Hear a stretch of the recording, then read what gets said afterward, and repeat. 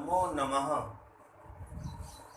आइए आज हम वाच्य परिवर्तन सीखते हैं।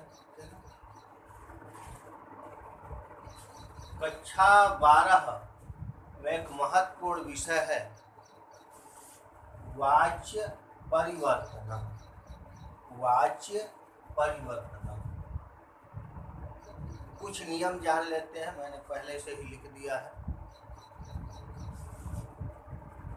मिट नहीं रहा था, ये परमानेंट मार्कर है इसलिए पहले से मैंने लिख दिया, बाद में था। कर्तृवाच्यम, कर्मवाच्यम, भाववाच्यम। वाच्य 3 प्रकार के होते हैं। वाच्य का तात्पर्य होता है कर्ता के कहने का ढंग, माध्यम, प्रकार। कर्तृवाच्य, कर्मवाच्य और भाववाच्य। कर्तृवाच्य इनका एक एक देख लेते हैं। कर्तृवाच्य में कर्ता में प्रथमा विभक्ति होती है। कर्तृवाच्य में कर्ता में प्रथमा विभक्ति होती है। कर्मवाच्य में कर्ता में तृतीया विभक्ति होती है। कर्ता में तृतीया विभक्ति होती है। भाववाच्य, भाववाच्य में भी कर्ता में तृतीया विभक्ति होती है। भाव माने क्रिया, भाव माने क्रिया। इस तरह कर्ता, इसमें कर्ता में भी तृतीया विभक्ति होती है। क्रम से आगे बढ़ते हैं तो कर्म देख लेते हैं। कर्तृवाच्य में कर्म में द्वितीया विभक्ति होती है। कर्म में द्वितीया विभक्ति होती है। साधारण विद्यार्थी नहीं समझ पाता है, अच्छी तरह से जान ले। कर्म में प्रथमा में कर्मवाच्य में कर्म में प्रथमा विभक्ति होती है। कर्मवाच्य में कर्म में प्रथमा विभक्ति होती है, अर्थात कर्मवाच्य में कर्म हमेशा उक्त होता है, इसलिए उसमें प्रथमा विभक्ति होती है। भाववाच्य में कर्म होता नहीं, इसलिए क्रियावाच्य है, भाववाच्य अलग है। कर्तृवाच्य में क्रिया जो होती है हमेशा कर्ता के अनुसार होती है। कर्तृवाच्य में क्रिया हमेशा कर्ता के अनुसार होती है। यदि कर्ता एक वचन का है, क्रिया एक वचन की होगी। कर्ता द्विवचन का है तो क्रिया भी द्विवचन की होगी। कर्ता बहुवचन का है तो क्रिया भी बहुवचन की होगी। इसी प्रकार कर्मवाच्य में आएंगे, आगे बढ़ेंगे तो कर्मवाच्य में जो क्रिया होती है वो कर्म के अनुसार होती है, क्योंकि कर्मवाच्य में कर्म उक्त होता है, कथित होता है। तो कर्म यदि एक वचन का है तो क्रिया भी एक वचन की होगी।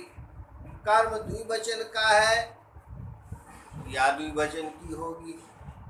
कर्म बहुवचन का है, क्रिया भी बहुवचन की होगी। आते हैं भाववाच्य में। भाववाच्य में कर्म होते ही नहीं, भाववाच्य में कर्म होता नहीं है, इसलिए और कर्ता में तृतीया विभक्ति होती है। कर्ता में तृतीया विभक्ति होती है, कर्म होता नहीं तो क्रिया कैसे रहेगी। इसके लिए नियम प्रतिपादित है, क्रिया हमेशा प्रथम पुरुष एक वचन की ही हो, उसमें किसी भी प्रकार की कोई समस्या या विप्रतिपत्ति नहीं है। हमेशा विद्यार्थी ये समझ ले, प्यारे बच्चों आप ये जान ले, भाववाच्य का वाक्य जब बनाएंगे, कर्तृवाच्य से जब भाववाच्य में परिवर्तन करेंगे तो हमेशा क्रिया प्रथम पुरुष एक वचन की ही होगी। अब हमें ये जानना बहुत जरूरी है कि आखिर जैसे कर्तृवाच्य में हम लगा देते हैं पठति पठतः पठन्ति, ऐसी क्रियाएं चलती है। गच्छति गच्छतः गच्छन्ति, पिबति पिबतः पिबन्ति। किंतु कर्तृवाच्य से कर्मवाच्य बनाते वक्त हम क्रियाएं जो कर्मवाच्य में बनाएंगे वो क्रियाएं कैसे बनती हैं, इस पर हमें विशेष रूप से ध्यान देना है, समझना है। जिस प्रकार से कर्तृवाच्य के प्रत्यय होते हैं, गच्छति गच्छतः गच्छन्ति, उसी प्रकार कर्मवाच्य के भी प्रत्यय होते हैं, उसी प्रकार कर्मवाच्य के भी प्रत्यय होते हैं।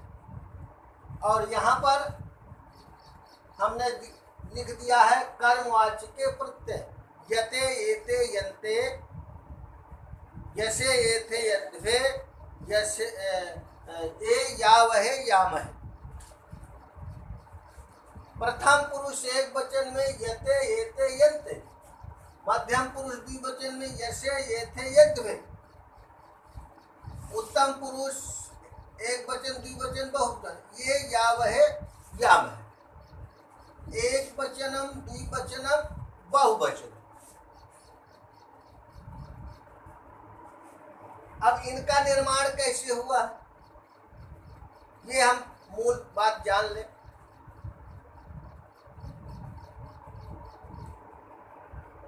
जब हम मान लिया इसके अनुरूप हम पठ धातु लेते हैं और पठ धातु के रूप बनाते हैं, पठ धातु के रूप हम बनाते हैं, तो बनेगा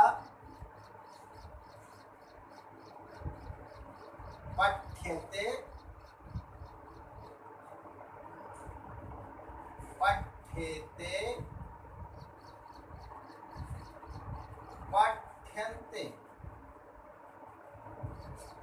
एक वचन द्विवचन बहुवचन। मध्यम पुरुष में बनेंगे पठ्यसे,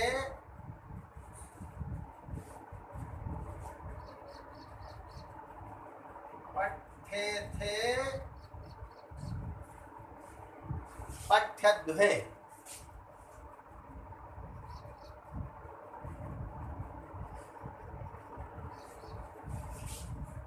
उत्तम पुरुष में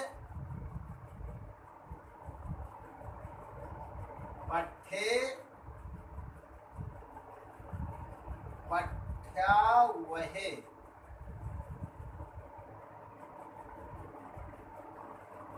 पठ्यामहे।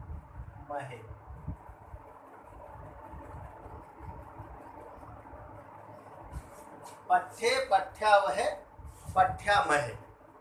अब ये बने कैसे हैं, इसमें जानना वस्तुतः आपको बहुत कैसे बने ये बहुत समझने की जरूरत नहीं है। आप मूल धातु में पठ धातु है, हमने पठ धातु में ये सब जोड़ दिया। काहे में जोड़ा, पठ धातु। इसी तरह लिख धातु में जोड़ दिया, पठ में लिख धातु, गम धातु, इन सब में आप जोड़ दीजिए और इस तरह से ये रूप आपके बन जाएंगे। पठ्यते पठ्येते पठ्यन्ते, लिखते लिखेते लिख्यन्ते, गम्यते गम्येते गम्यन्ते। इस प्रकार से मूल धातु में, लेकिन इस पे ध्यान देना है, जैसे गम है, गम का गच्छ आदेश होता है तो गच्छ में ये प्रत्यय नहीं लगाएंगे आप। किसी भी मूल धातु में ये प्रत्यय लगा देंगे। ये चूंकि वर्तमान काल के प्रत्यय हैं, कर्तृवाच्य के वर्तमान काल के प्रत्यय हैं, अगर ये प्रत्यय आप जोड़ देते हैं तो आपके कर्मवाच्य के रूप तैयार हो जाए। किसी भी धातु के साथ मूल धातु, जैसे गम है तो गम का गच्छ नहीं होगा, गम में ही जोड़ दीजिए, गम्यते गम्यते गम्यन्ते। जैसे पा धातु है, पा धातु का पिब बनता है, पिबत पिबता पिबंत, किंतु जब हम कर्मवाच्य के प्रत्यय लगाएंगे तो बनेगा पीयते पीयते पीयन्ते। मूल धातु में हम यते प्रत्यय जोड़ देते हैं। यहाँ पे ईठ आदेश हुआ है, इसलिए पीयते बन गया है। पायते भी कहीं बनता है, कहीं कहीं पायते भी लिख देते हैं, पीयते ज्यादा चलता है। आगे जितने भी पाठ, लिख, गम, पा और भी जितने भी आपके वाक्य आ जाए, हस, हस धातु से हंसना,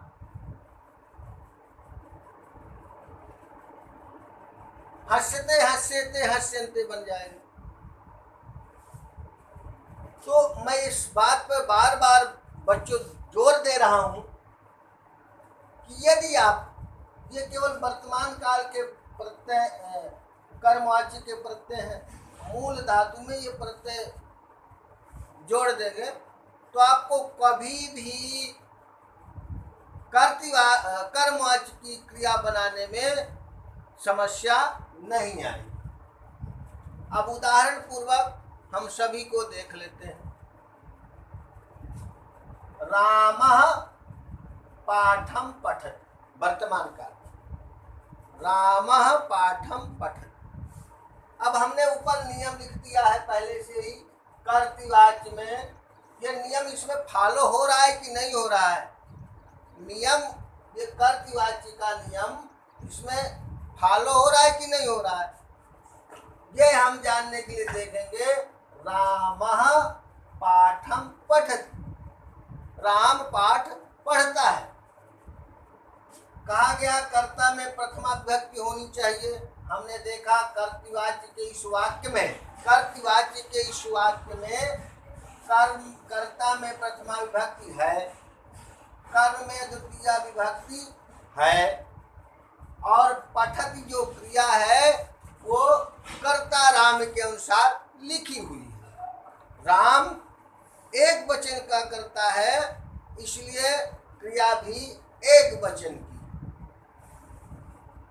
अब ये कर्मवाच्य का कालम है, इनके अनुसार हम देखते हैं आगे कर्मवाच्य का रूल फॉलो हो रहा है कि नहीं हो रहा है, कर्मवाच्य के नियम का अनुसरण ये वाक्य कर रहा है कि नहीं कर रहा है, ये हम देखते हैं। रामेण पाठः पठ्यते। जब हम कर्तृवाच्य से कर्मवाच्य में परिवर्तन करते हैं तो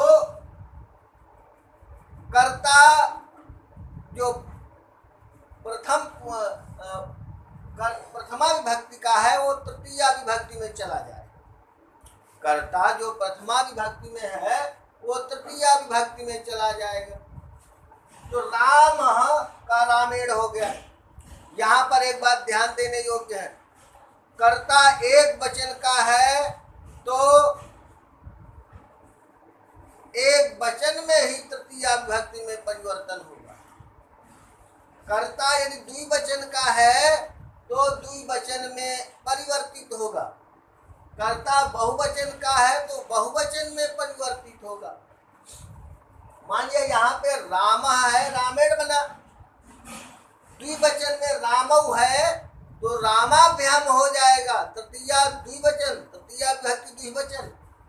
और अगर रामाह, बालकाह बहुवचन का अगर करता होता तो यहाँ भी बहुवचन, यहाँ भी बहुवचन में परिवर्तित हो जाता। रामा, रामैः, बहुवचन में रामैः, बालकैः, कृष्णैः।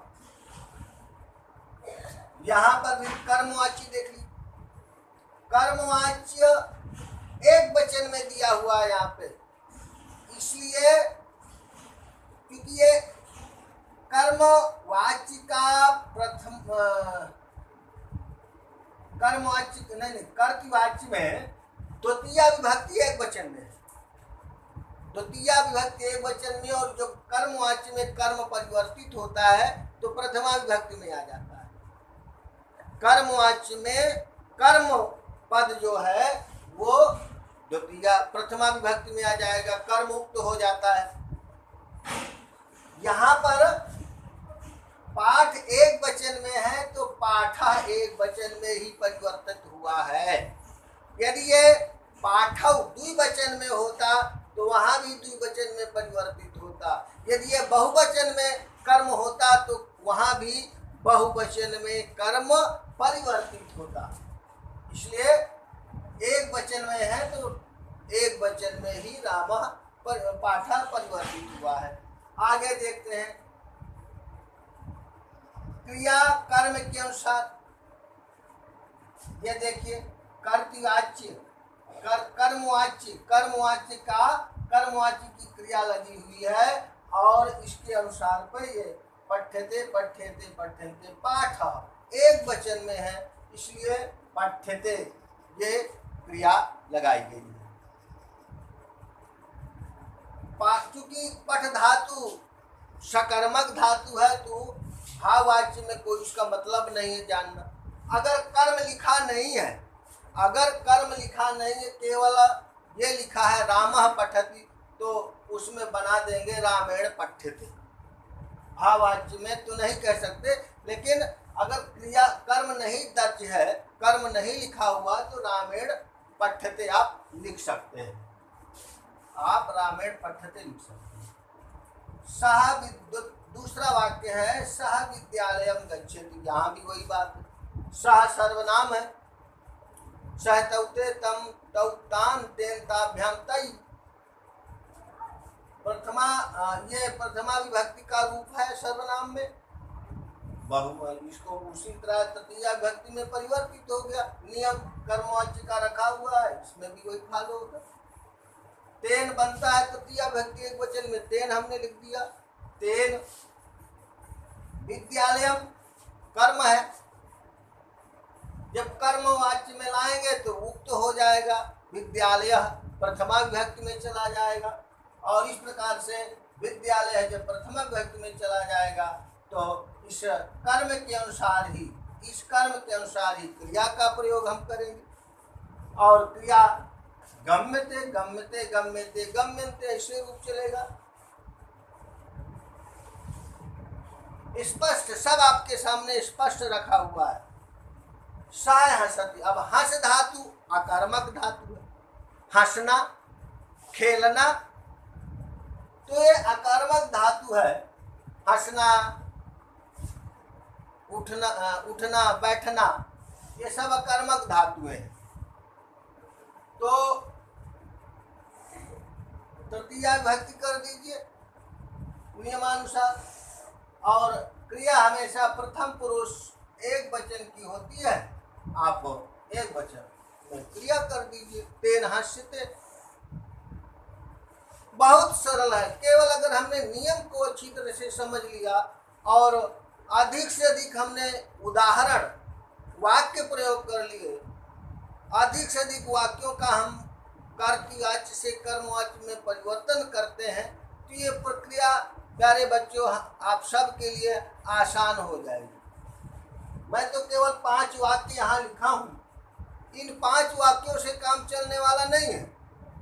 आपको अधिक से अधिक जितना संभव हो सके आप वाक्य लिखिए, वाक्यों का कर्तवाच्य में, कर्मवाच्य में, भाववाच्य में परिवर्तन करिए।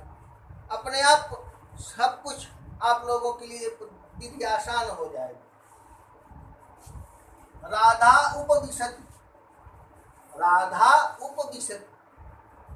अब यहाँ पर उपविशति जो है वो अकर्मक धातु है, कर्मवाच्य में न बन करके भाववाच्य में परिवर्तन होगा। पहले हम राधा की तृतीया विभक्ति में रूप बनाएंगे तो बनेगा राधा। जब हम पढ़े तो एक बार रूप को पढ़ डाले पूरा। राधा राधे राधा, राधाम राधे राधा, राधया राधाभ्याम राधा भी, तो राधया ये हमने लिख दिया राधया, राधया राधाया राधया उपविश्यते, ये हमने लगा दिया, ये उपविश्यते मूल धातु। कृष्णः जलम पिबति, कृष्णः जलम पिबति। यहाँ पर भी वही नियम, कृष्णः में तृतीया विभक्ति, कृष्णेन तृतीया विभक्ति लगा देंगे। जलम, जलम चूंकि नपुंसक लिंग का शब्द है, प्रथमा विभक्ति द्वितीय विभक्ति दोनों में समान रूप चलते हैं। जलम जले जलानि, जलम जले जलानि।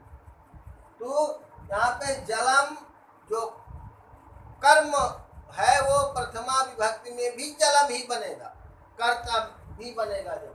तो यहाँ पर भी जलम, पी पा धातु है, पा धातु में हमने ये प्रत्यय लगाया पीयते, कृष्णेन जलम पीयते। इस तरह से ये हमें एक जो प्रक्रिया है ये समझ में आ जाती है। और बहुत से, अब देखिए अभी हमने केवल इसका प्रयोग किया, हर जगह प्रथम पुरुष एक वचन का ही हमने प्रयोग किया है। हमें इसका ही प्रयोग किया है, प्रथम पुरुष एक वचन का। हमें पठ्यते का भी ज्ञान होना चाहिए, पठ्यन्ते का भी ज्ञान होना चाहिए। तो वो भी हम देख लेते हैं। मान लिया यहाँ पर लिखा है रामः पाठान पठति, रामः पाठान, पाठम नहीं पाठान, पाठान यानी पाठः पाठौ, पाठाः पाठम पाठौ पाठान,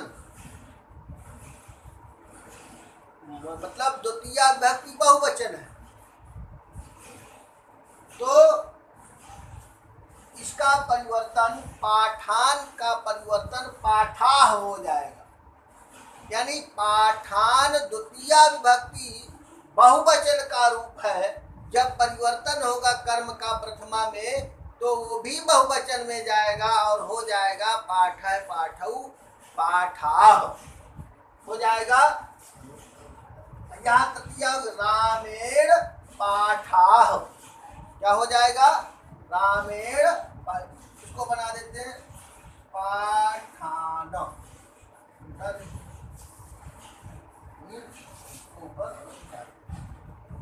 ठीक है।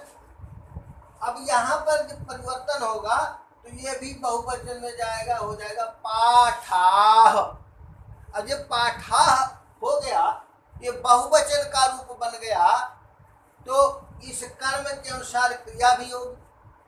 तो बहुवचन की क्रिया पठ्यन्ते, बहुवचन की क्रिया पठ्यन्ते, और बना दीजिए यहाँ पे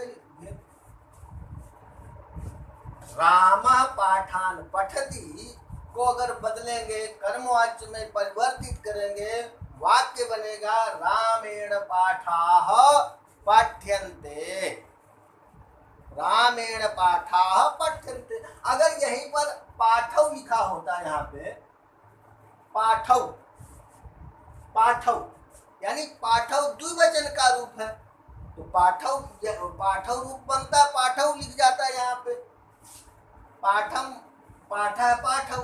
तो फिर जो क्रिया है ये आती पठ्यते, रामेण पाठौ पठ्यते, रामेण पाठौ पठ्यते, ये रूप बनता। अब यहाँ देख लीजिए, यहाँ कर्म पर निर्भर है। कर्म जिस वचन का होगा, कर्म जिस एक वचन द्विवचन बहुवचन का होगा, उसी तरह वो एक वचन द्विवचन और बहुवचन में प्रथमा विभक्ति में जाएगा, और उसी कर्म के अनुसार, चाहे एक वचन का है तो क्रिया एक वचन की, कर्म द्विवचन का है तो क्रिया भी द्विवचन की, कर्म बहुवचन का है तो क्रिया भी बहुवचन की लगेगी। प्यारे बच्चों, ये समझ लो आप लोग। जब तक ये बात आप नहीं समझेंगे तो हर बार आप गलती करेंगे, बार बार गलती करेंगे। तो हमें यह समझना जरूरी है कि ये जो कर्मवाच्य का कर्म है, जो प्रथमा विभक्ति में लिखा जाता है, तो जिस वचन में होगा उसी वचन की क्रिया आएगी। विद्यालयः, विद्यालयः, सः विद्यालयं गच्छति। मान लिया यहाँ पर ये विद्यालय की जगह विद्यालयौ लिखा होता, द्विवचन का होता, तो विद्यालयौ यहाँ भी आता और यहाँ पे हो जाता गम्यते। तेन विद्यालयौ गम्यते, तेन विद्यालयौ गम्यते। अगर यही शब्द, यही विद्यालय शब्द बहुवचन में होता, विद्यालयान, कार्यालयान, बालकान,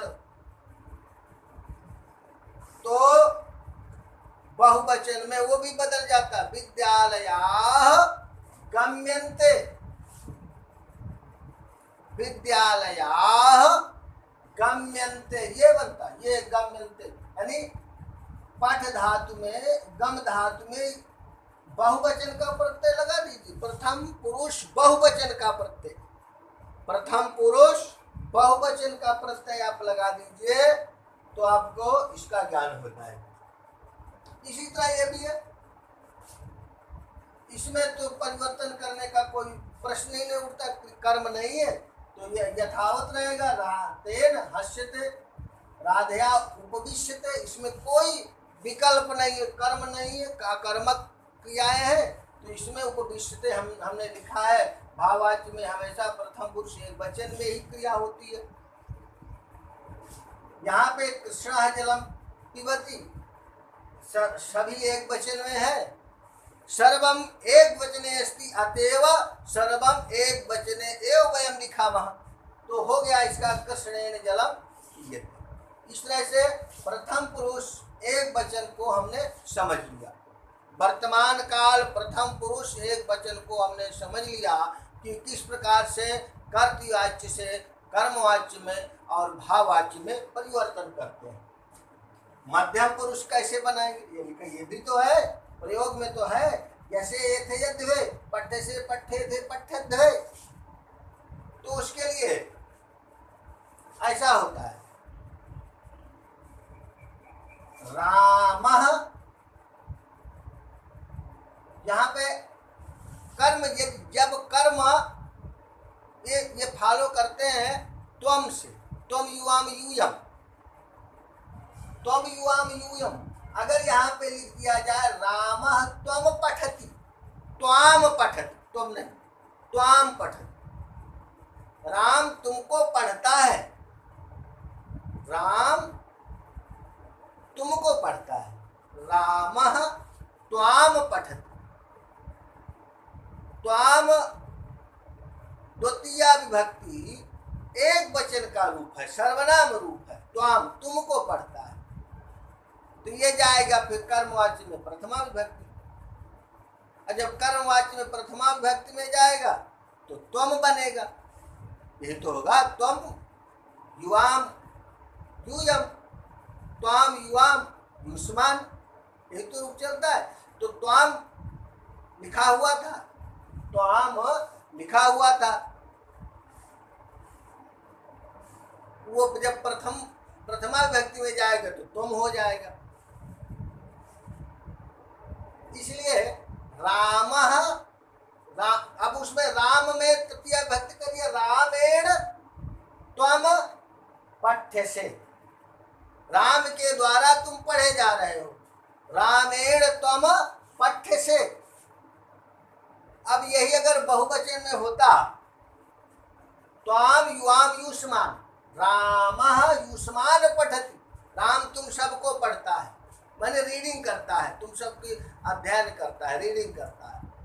तो राम को तृतीया विभक्ति में बदलिए, युष्मान को प्रथमा विभक्ति में बदलिए, और क्रिया युष्मान कर्म के अनुसार लगाइए।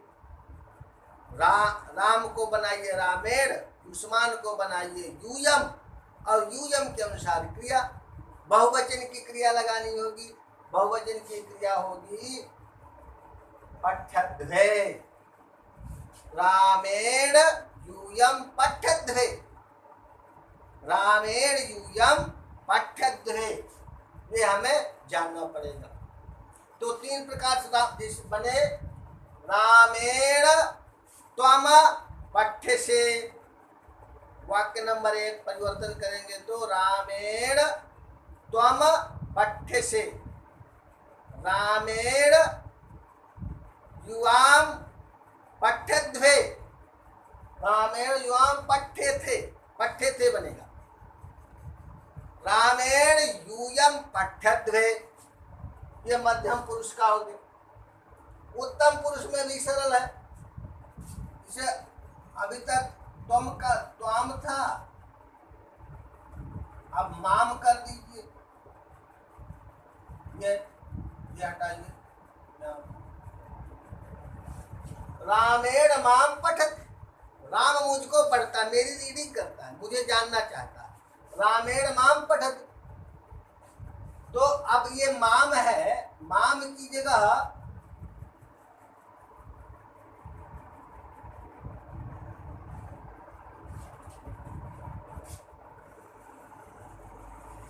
माम तृतीया विभक्ति एक वचन का रूप है, तो प्रथमा विभक्ति में जाएगा, अहम हो जाएगा। रूप चला लीजिए, अहम आवाम वयम, माम आवाम अस्मान, तो माम पठत, मुझको पढ़ता है। वैसे बंद करिए, परिवर्तन करिए, राम को तृतीया विभक्ति में करिए, रामेण, माम को प्रथमा विभक्ति में करिए, अहम, रामेण अहम, और उसका रूप बनाइए पठ्ठे, रामेण अहम पठ्ठे, रामेण अहम पठ्ठे, राम के द्वारा मैं पढ़ा जा रहा हूं। अब यहीं पे बदलते जाइए, इसको द्विवचन में कर दीजिए, आवाम, रामः आवाम पठति, इसको बदलिए कर्मवाच्य में, रामेण आवाम पठ्यावहे, क्या बनेगा? रामेण आवाम पठ्यावहे, रामेण आवाम पठ्यावहे। और ये बहुवचन में अगर कर लीजिए, रामः असमान पठति, हमको पढ़ता है, हमको पढ़ता है यानी हमारी जानकारी लेता है। तो असमान बहुवचन का रूप है, उसे प्रथमा विभक्ति में बहुवचन में कर दीजिए, तो क्या हो जाएगा? वयम आयुष्मान द्वितीया विभक्ति बहुवचन, वयम प्रथमा विभक्ति बहुवचन, रामेण वयम, रामेण वयम पठ्यामहे, रामेण वयम पठ्यामहे। इस तरह से हम जान ले ये मध्यम पुरुष और उत्तम पुरुष के भी वाच्य परिवर्तन होते हैं। मध्यम पुरुष में त्वम युवाम यूयम, त्वाम युवाम युष्मान, इनका प्रयोग है। उत्तम पुरुष में अहम आवाम वयम, माम आवाम अस्मान, इनका प्रयोग है। और प्रथम पुरुष में समस्त संज्ञा विशेषण सर्वनाम आ जाते हैं। ये आप लोगों के सम्मुख प्यारे बच्चों, मैंने वाच्य परिवर्तन के कुछ नियम उपस्थापित किया है। मैं आशा करता हूँ आप लोगों को ये समझ में आया होगा, और कहीं भी समस्या या विपरीत प्रति आपको लगे, कहीं समझ में ना आए, तो आप जरूर प्रश्न करिएगा, उसका समाधान हम खोजने की कोशिश करेंगे। इतना ही कह करके इस कक्षा को हम समाप्त करते हैं। नमो नमः।